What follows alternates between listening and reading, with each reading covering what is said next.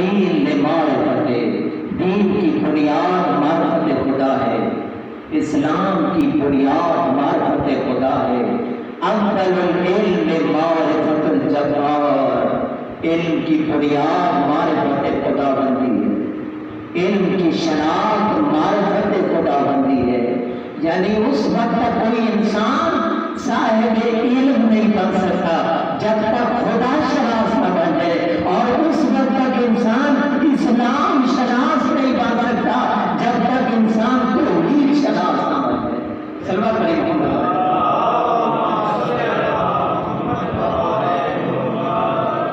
توجہ فرمائیں۔ اب قرآن پاک نے ہمیں ایک لفظ کی طرف توجہ دلائی ہے، اور وہ کیا ہے؟ والذین آمنوا اشد حبا للہ۔ سورہ بقرہ کے اندر اللہ تبارک و تعالیٰ کیا فرما رہے ہیں کہ وہ لوگ جو ایمان لائے ہیں اللہ کی محبت میں سخت ہیں۔ پچھلے ذرا تھوڑا آگے آ گیا، مل کے سلوات پڑھیں۔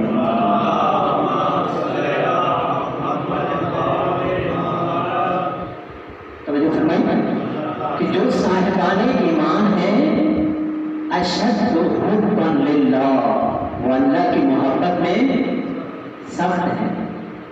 فقط ان کے دلوں میں محبت نہیں ہے خدا کی، بلکہ سخت محبت ہے خدا کی۔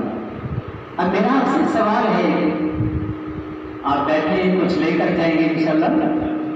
دیکھیے ہماری سب سے محبت، ہماری سب سے زیادہ محبت کس چیز سے ہونی چاہیے؟ آپ سے سوال ہے، کیا رسول اللہ سے سب سے زیادہ محبت ہونی چاہیے، یا اہل بیت علیہ السلام سے سب سے زیادہ محبت ہونی چاہیے، یا رسول اللہ کی اصحاب کرام سے سب سے زیادہ محبت ہونی چاہیے، یا اللہ رب العزت سے سب سے زیادہ محبت ہونی چاہیے؟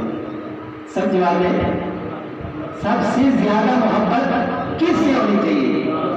اللہ سے۔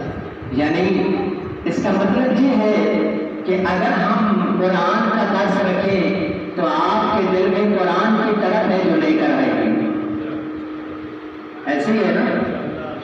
اگر توحید کا درس ہو تو آپ کے دل میں خدا کی محبت کا نور ہے جو لے کر آئے گا۔